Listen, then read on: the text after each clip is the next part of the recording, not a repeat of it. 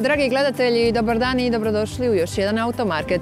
I za ovu tjednu dozu automobila pripremili smo puno tog novog i zanimljivog.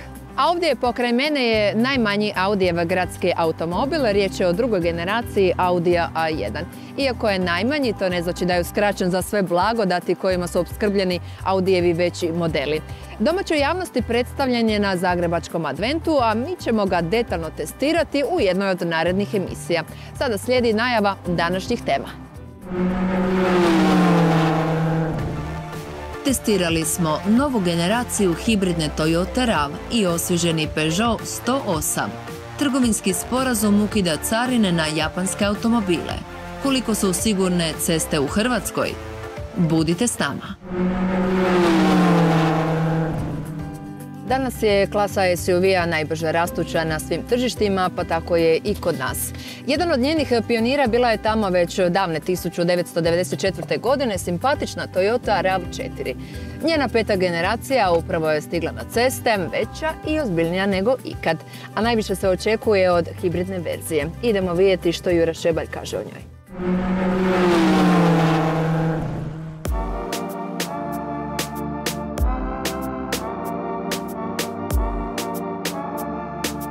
Prvi, imam na testu novu Toyota RAV4 i to hibrid.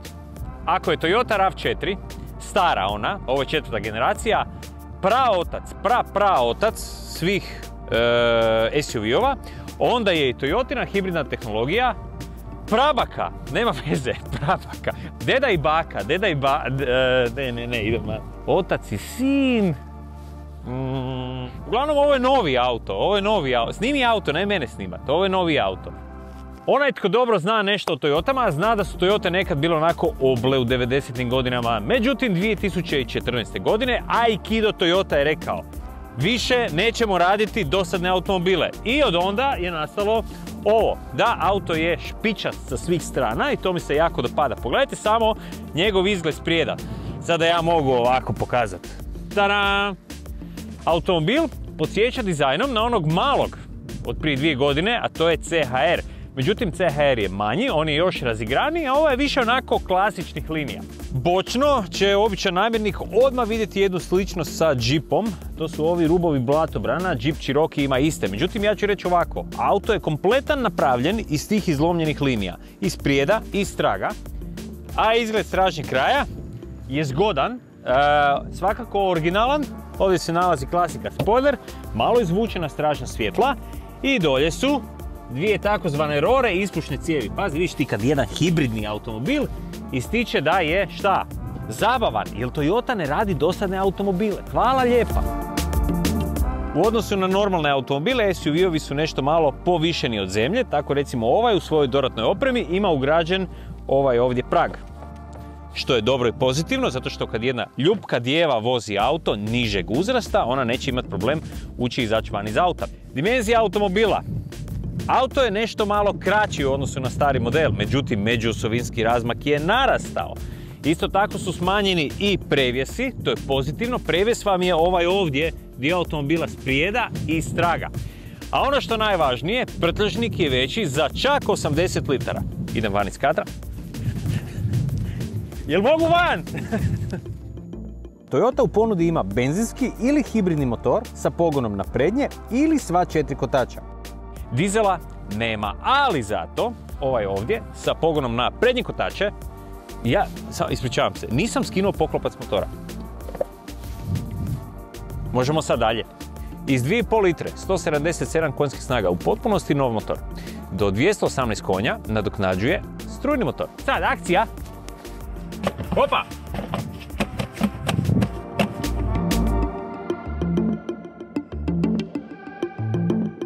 A RAV4 je iznutra interesantan. Vizualno automobil onako kako izgleda sprijeda, nešto slično postoji po tim linijama, zapravo izgleda kompletna ova prednja instrumentna ploča. Ovdje gore su mekani materijali, ovdje je vrlo sličan materijal, tu imamo čak i plavi konac, dakle automobil nije dosadan. Čak u drugim opcijama opreme možete izabrati boju ove i ove rozete i neku drugu boju sjedala. Ovdje imamo i plavi konac na sjedalima, a sjedala su poprilično udobna. A pod rukom da vam bude fino, uz kožu imate isto tako i gumu, ovdje na gumbima za ventilaciju, pojač smanj na centralnom displeju i recimo na ručki za otvaranje vratiju. Guma, baš onak fino lijepo isprofilirana, sviđa mi se. Novi RAV je praktičan. Pretinci se nalaze na svim standardnim mjestima te gumirani ispred suvozača. Mobitel možete puniti bežično ili na 5 do 6 priključaka koji su razbacani od prtljažnika do vozača. U sredini se nalazi nova multimedija koja je svježija dizajnom i ima već spomenute gumene kotačiće. Starije verzije imale su touch, ovo je svakako bolje. Displej ispred mene je kombinacija analognog i digitalnog. Evo ga, ja ću ga sada upaliti. Imate nekoliko modova rada. Sa različitim podešenjima automobila birate kompromis između rada upravljača, mjenjača i motora. Mjesta za straga, o da, pogledajte samo kojeg je zanimljivog oblika sjedalo ispred mene. Inače, ovaj automobil ima u potpunosti novu šasu i ono što sam rekao, ima veći međuosovinski razmak, a on se osjeti upravo ovdje. 2 otvora za ventilaciju, uz to su i 2 USB-a ovdje. I da vidim. O da. Dakle, od 1 do 5 za moj lakat 6, čak i premekano. Meni je ovdje na stražnjem sjedalu udobno. Za glavu imam dovoljno mjesta i ja mogu reći ja sam sretan čovjek. Ne, nisam. Fali mi pretinac ovdje. Inače ovdje postoji, evo ga. Ajde vidimo još ovaj putnik. Putnik patnik takozvani. Njemu će biti dobro. Evo ga, ovaj tunel nije prevelik. Tunel je relativno malen, tako da putnik u patniku će vožnja na stražnjoj klupi biti ok. Ovisi zapravo o njima. Nisam vam pokazao prtljažnik, moja isprika. Litara 580, naravno automatski se otvara. Vidite, ovdje se nalazi prostirka. Ove prostirke su inače jako praktične. Ako imate psa, samo je izvučete van.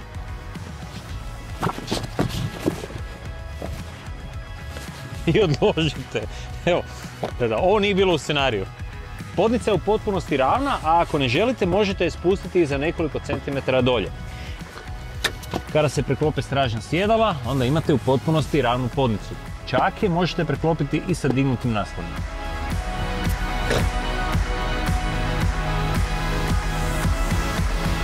Hibridni sustav je meni jako interesantan, zato što omogućuje fenomenalne uštede. On ima svoj mozak i u odnosu na normalnu potrošnju jednog 2,5 litarskog motora koji bi otprilike bio negdje između 9 i 12 litara, ovaj ovdje troši u normalnoj vožnji između 6 i 9. Dakle, inteligentan. Međutim, ako upotrijebite vlastitu inteligenciju, onda potrošnja može biti još za 30% dolje. Moj rekord, 3,4 na automobilu koji ima ukupno 218 konja. To je... Ne, to nije budućnost. Pa ljudi moji, to je sadašnjost. Hibridni sustav raspoznaje 2 moda rada. Na benzinski motor i na struju. Međutim, hibridni sustav funkcionira i kako bi baterija, odnosno reciklirana kinetička energija koja ide u bateriju, kako bi iz baterije dobili još malo više energije, odnosno snage na ubrzanju. Nešto kao KERS u Formuli 1. Upravo tako. Baterija se inače nikada neće isprazniti do kraja. Automobil će uvijek držati otprilike na 20% napunjenosti i ako počinje padati nivo, onda će uključiti benzinski motor. Onog trenutka kada je baterija spremna za upotrebu, dovoljno je samo na brzinama oko 50, 60 ili 70 km/h pustiti gas i ponovo ga dati. I odjedanput će se motor ugasiti, upaliti ovaj zeleni automobil i vi se vozite na struju. Kada je baterija puna, na struji se vozite otprilike 4 do 5 km. Međutim, morate na gasu biti lagani. Ako stisnete gas do daske, naravno upalit će se benzinski motor. Uglavnom, ovaj automobil sa ovim sistemom štedi gorivo. CVT mjenjač ovom automobilu daje zapravo poseban karakter. Obrtomjera nema i Toyota je rekla uopće nije važno u kojem se području nalazite. Onoliko koliko stisnete gasa, na toliko okretaja ćete biti. Zapravo jednostavno i logično. Ovjes od rava je podešen da bude udoban. Evo rupa. Dobro. Udobno. Bez udaraca. Na ležećim policajcima automobil je čvrst, osjeti se čvrstina ovjesa. Zapravo ovo je SUV, on takav na ležećim policajcima i mora biti. U zavojima će se automobil naginjati. osjeti se naginjanje karoserije, međutim lagano ga je zavoziti. Sjećam se prvog Rava 4 sa pogonom na prednji kotače. Niste smjeli stisnuti gas u zavoju jer je odmah proklizavao unutarnji kotač. Danas se to ne dešava. Automobil je vrlo jednostavan i lagan za vožnju. A ako nemate gorske ambicije, možda vam pogona sva 4 kotača i nije toliko potreban. Na autocesti Rav je ugodan za vožnju. Okretaji ovise o pritisku na papučicu gasa. Zvučna izolacija bi mogla biti malo bolja, no svakako me oduševila potrošnja. Ako nemate sportskih ambicija, biti ćete u svim režimima vožnje ispod 8 litara. Toyota je ostala dosljedna svojoj filozofiji. Ovdje nema ni jednog detalja koji je iskopiran sa talijanskih, francuskih ili njemačkih vozila. Apsolutni japanski klasičar i po pitanju dizajna i po pitanju tehnologije. Začetnik SUV-a je upravo Rav 4, a Toyota je upravo začetnik hibrida. Ovo je idealan automobil za sve one koji ne vole europske automobile i dizele. Navali narode, stiže nam hibrid.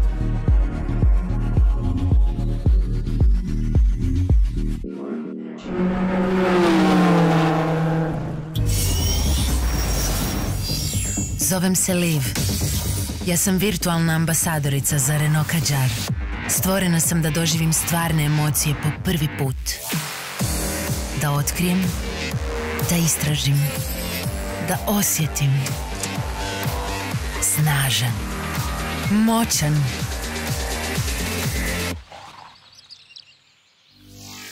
Wow.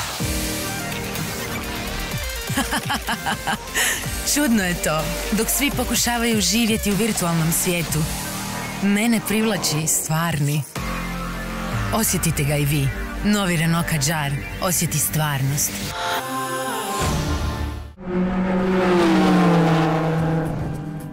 Prije par tjedana pričali smo o hrvatskom tržištu automobila na kojem uvjerljivo je najprodavaniji automobil Škoda Octavia.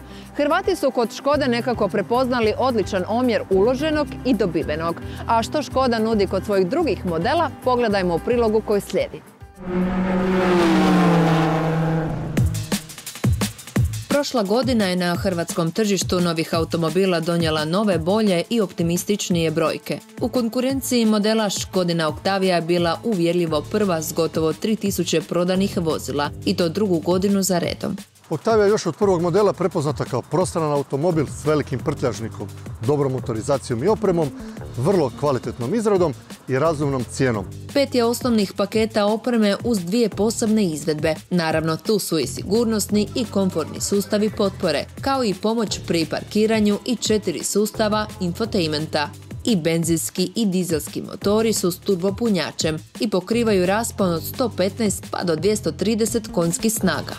Ukratko, tajna uspjeha Octavije je mnogima nedostižnom omjeru uloženog i dobivenog, a to je upravo ono što Hrvati cijene.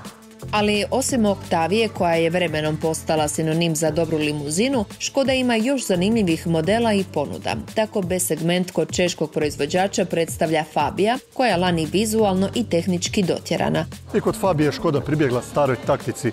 Iako nevelikih vanjskih dimenzija, ona putnicima pruža prostranost gotovo na razini kompakta. Takav je prtljažnik od 330 litara koji je rekordan u klasi. Nanovo dizajnirani instrumenti, nove ukrasne letvice na instrumentalnoj ploči i dvobojne površine sjedala dodatno su podignuli interijer. Dotjerana Fabia je na našem tržištu dostupna uz 3 paketa opreme, Simply, Edition i Monte Carlo. Tu su LED svjetla, novi sustavi pomoći vozaču te proširena ponuda najmodernijeg infotainmenta. I ne zaboravimo na pametna rješenja koja se u Škodi nazivaju Simply Clever i koja olakšavaju svakodnevno korištenje vozila. Tu pripadaju između ostaloga dodatni pretinci, kukice u prtlježniku ili pak strugač za led na unutarnjoj strani poklopca za gorivo. Praktičnost prije svega. Pošto ovo segment vozila gdje dizelski modeli baš nisu tražena roba, Fabia dolazi samo s benzinskim motorima. Riječ je o jednom MPI atmosferskom i 2 TSI turbo trocilindarska motora obujma 1 litre.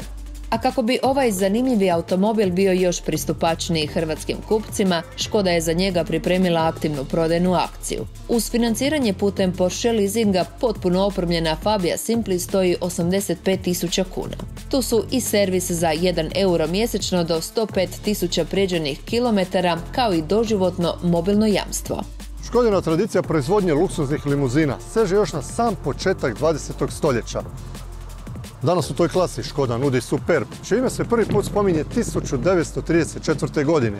Novu Škodu Superb mnogi su već na samome početku proglasili najboljom Škodom ikada. Od opremljenosti, izgleda, performansi pa do ukupnog dojma, Superb ima jake adute. Superb se prometnuo u cijenjenu poslovnu limuzinu, a upravo za ljude koji u automobilu provode mnogo vremena, a koji ujedno mora biti reprezentativan, pripremljen je posebni model Superb 2.0 TDI Business. Može se kupiti s otplatom na 3 rate za samo 77.900 kuna godišnje. Uz financiranje putem Porsche leasinga, ovo financiranje je bez kamata i bez troškova obrade. A Superb je za prošlu modelsku godinu pojačan s danas vrlo važnim elementima opreme. Među njima su automatski poziv u nuždi, dodatna sigurnosna i komfortna oprema, kao i poboljšana rješenja u segmentu infotainmenta. To su veći dodirni ekrani visoke rezolucije. Bogati akcijski paket opreme Business sadrži radarski sustav Front Assist, automatski klima uređaj, LED dnevna i Big Xenon svjetla, parkirne senzore, kožna sjedala, 17-inčne aluminijske naplatke i navigacijski sustav. Bez obzira o kojem modelu iz ponude limuzina je riječ, Škoda ima zanimljivu ponudu. S današnjim tempom razvoja autoindustrije i tehnologija 7 dana je premalo. Idemo vidjeti što je to obilježilo protekli tjedan. Nova generacija Volkswagen Passata, u kojoj će biti objedinjene najaktualnije inovacije ove marke, primjerno će se predstaviti na salonu automobila u Ženevi. Najveća inovacija je sustav Travel Assist. Opremljen njime, ovo će biti prvi Volkswagen koji će sa svojim novim sustavom IQ Drive moći ponuditi djelomično automatiziranu vožnju pri brzinama do 210 km/h. Još jedan novitet je sustav koji regulacijom kočenja povećava sigurnost pri izbjegavanju prepreka. A inovativna tehnologija interaktivnih Matrix svjetala preuzeta je iz novog Tuarega. Licht wird immer wichtiger, das Exterieur des Fahrzeugs auch zu unterstützen. Und zwar in seiner Art, zum Beispiel durch Signaturen, Körperkanten nachzuzeichnen, Proportionen deutlich zu machen, zu betonen. In Zukunft wird es natürlich darüber hinausgehen, Licht noch stärker erlebbar zu machen, dreidimensionaler zu machen. Uvodi se i treća generacija modularnog infotainment sustava koji sada nudi bežičnu integraciju aplikacija za iPhone te stalnu povezanost na internet. Svi TSI i TDI motori ispunjavaju normu za ispušne plinove Euro 6 TEM i svi su opremljeni filterom za čestice. Plug-in hibridni model Passat GTE koji kombinira električni pogon i učinkoviti benzinski turbomotor od 218 konjskih snaga sada ima veći električni doseg. Prema novom ciklusu on iznosi 55 km. Također, već sada postiže granične vrijednosti norme za ispušne plinove Euro 6, koje će za nova vozila vrijediti tek od 2021. godine. Pretprodaja novog Passata će u određenim zemljama krenuti u svibnju, a na tržište će se početi uvoditi u rujnu, prvo u Njemačkoj. Prema raspoloživim podacima, na hrvatskim je cestama 2018. godine poginulo 313 osoba, što je 5,4% manje nego u godini ranije. Ipak, godina je loše počela. U prvih 8 mjeseci u prometu je poginulo 217 osoba, odnosno isti broj kao i 2017. dok je u rujnu taj broj i povećan. No, nekoliko teških prometnih nesreća zbog obijesne ili pijane vožnje podignule su na noge hrvatsku javnost, a time i MUP na hitnu reakciju. Nakon crnog ljeta koji je bio pun prometnih nesreća sa teškim smrtnim posljedicama, stanje pred kraj godine se ipak malo poboljšalo. Ljudi su uvidjeli da je policija postala ozbiljna, da su počeli više kažnjavati. Novi zakon je najavljen, tako da ipak imamo nešto bolje rezultate i godina nam nije baš završila tako jako crno kako je mogla. Analizom je utvrđeno kako su vožnja pod utjecajem alkohola, nepropisna i neprimjerena brzina i naleti na pješake i bicikliste najčešći razlozi stradavanja u prometu u Hrvatskoj. Ipak, ovakvi pokazatelji stanja sigurnosti u cestovnom prometu bitno odstupaju od zacrtanih ciljeva iz Nacionalnog programa sigurnosti cestovnog prometa Republike Hrvatske. Prema njima, sljedeće godine u prometu na hrvatskim cestama broj smrtno stradalih trebao bi biti spušten na 213, što se trenutno čini nemogućim. Ljudi moraju shvatiti da policija nije tu da samo kažnjava i da nekoga zlostavlja. Znači, policija je tu da drži red i ljudi su ipak vidjeli da zbir aktivnosti policije urodi boljim plodom i na kraju imamo manji broj nesreća. Kad se spomene promjena propisa ili davanja na automobile, onda smo nekako naučili da sve to ide na štetu vozača. No, Europska unija je zajedno s Japanom napravila sporazum koji će se pozitivno reflektirati i na cijene automobila iz daleke zemlje. A o čemu je riječ, reći će nam naš Mato Pavličević.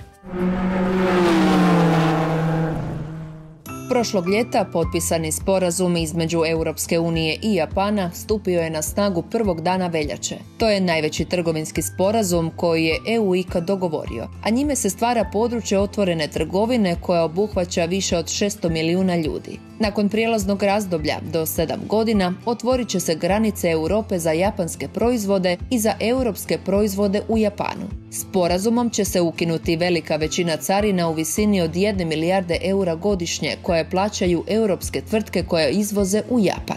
Po novom sporazumu japanska vozila koja se proizvode u Japanu bit će oslobođena dodatnih poreza u Europskoj uniji. Carina na njih iznosi 10%, dok se za većinu automobilskih dijelova i komponenti plaća 3%. Kad se na to dodaju PDV i trošarina, konačna svota neće biti beznačajna. Iz Hrvatske u Japan izvozi ravno 100 hrvatskih proizvođača s gotovo 3000 zaposlenih. Hrvatska je 22. japanski trgovinski partner, a vrijednost izvoza u Japan je čak dvostruko veća od uvoza iz te zemlje. Sporazumom se također ukida niz dugotrajnih necarinskih prepreka.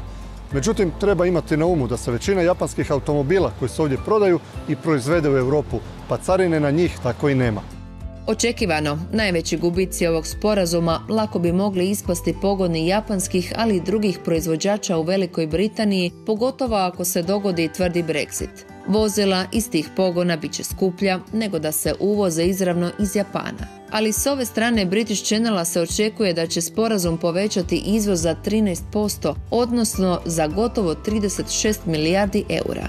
A da sve ne bi bilo tako lijepo i savršeno, za kraj imamo jednu dobru i jednu lošu vijest.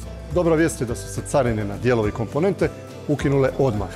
A loša vijest je da će se carine na automobile ukinuti tek u posljednjoj godini implementacije ovog sporazuma. Novi Renault Kadjar. Već od 152.900 kuna uz Renault financiranje s kompletom zimskih guma i skijama.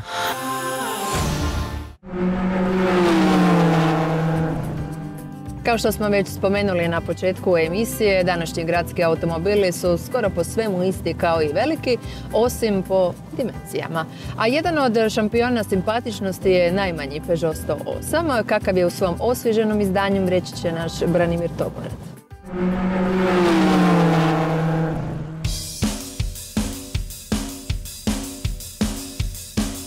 Najmanji Peugeot već je godinama isti ispod kože. Ima Toyotinu mehaniku, jednostavan je, lagan, štedljiv i vrlo okretan u gradu. Ne mogu se prestati smijati, ovo nije auto za mene. Ovo je auto za žene. Zovite majke, bake, kraljice, nebitno koga, jer ovo je novi Peugeot 108. Dimenzijama spada među najmanje automobile na cesti, ali nudi taman prostora za 4 putnika, prtljagu i pokreće ga mali 1-litreni motor. Može se čak i odabrati u varijanti s 3 ili 5 vrata. Lagan, jednostavan, idealni predstavnik kada se traži prvi auto, nešto povoljno za studenta ili kao drugi auto u garaži. Iako je svu mehaniku i karoseriju dijelio s Citroenom C1 i Toyotom Aygo, nama se čini da je dizajn Peugeot napravio najbolje još sa 107, a sada i sa 108. Ali zašto? Zato jer je presladak. Ima ovaj prekrasan kromirani dio na nosu, ima ovaj far sa urezanim ovim jednim krasnim detaljem i kromiranu letvicu koja se proteže skroz do kraja automobila, koja ga čini elegantnim. Peugeot je uspio napraviti auto koji je ljepši od C1 i od Ayga, na čijoj osnovi napravljen. Iako na mahove djeluje čak i smiješno jednostavan u nekim detaljima, maleni 108 jednostavno morate voljeti baš zbog toga. Jeftini gradski auto mora imati jednostavnu plastiku i biti vrlo skroman, zar ne? Ali to je prilika za pokazati kreativnost i pamet u detaljima koji smanjuju masu automobila. To se vidi na dijelovima o kojima ponekad uopće ne razmišljate. O tome razmišljaju inženjeri. Lako je napraviti lijep auto, ali inženjerski promišljen malo teže. Ovo je priča o inženjeru koji je vjerojatno iz Lotusa prešao u Peugeot, pa su mu iz Afrikancije dali da dizajnira stražnju policu. Pazite ovo.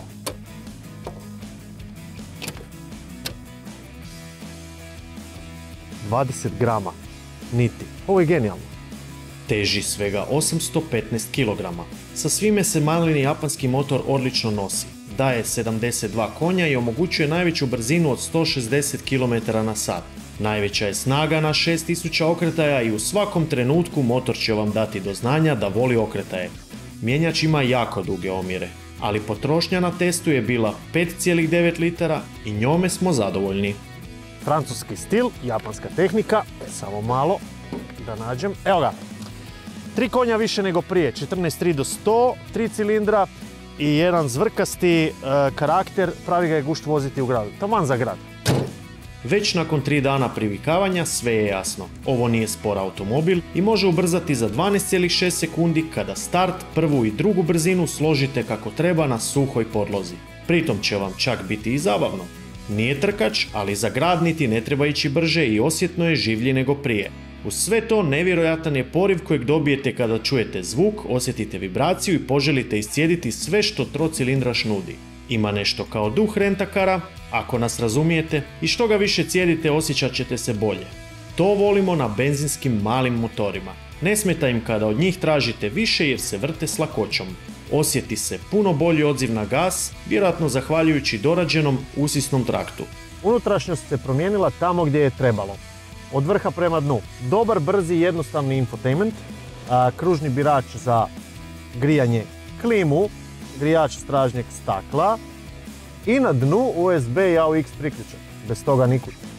Maleni 108 ima platformu koja je ista već gotovo 15 godina. To znači da je straga tijesan i to mu je ozbiljna mana jer su svi ostali konkurenti posljednjih godina narasli. Stražnja su sjedala, stoga doslovno samo prva pomoć.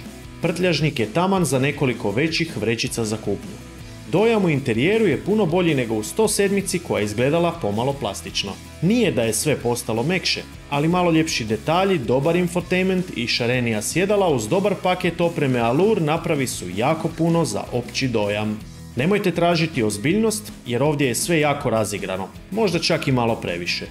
U vožnji je maleni Peugeot 108 bučan ili bolje rečeno tanje obložen izolacijom. Zbog toga još uvijek imate dojam vožnje kao u nekadašnjim autima koji nisu bili izolirani, imali su živost i osjećaj brzine zbog zvuka i vrlo nefiltriranog osjećaja vožnje.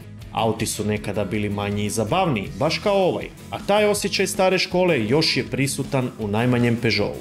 Gradski auto je idealan je za parkiranje zbog svojih malih dimenzija, ali iza ja baš i nestanem, zato sam ponio svog prijatelja za popularni medotest. Samo zbog zvuka, kratkog međuosovinskog razmaka i obične ručne kočnice, s posebnim ćete guštom zaboravljati stvari s popisa za kupnju i u duhu gradskog nestaška rado se ručnom okrenuti nasred ceste i vratiti se u dućan. Možda će vas susjedi zato čudno gledati, ali zbog malih dimenzija imat ćete dojam da se možete okrenuti i u samom dućanu. Možda čak i u salonu. Jer iako maleni 108 Allure dolazi s jako bogatom opremom, samo malo više košta prva bazna 208. Nitko još nije dao odgovor je li bolji manji auto s više opreme ili onaj veći s manje. Mi samo znamo da je nama bilo poprilično zabavno.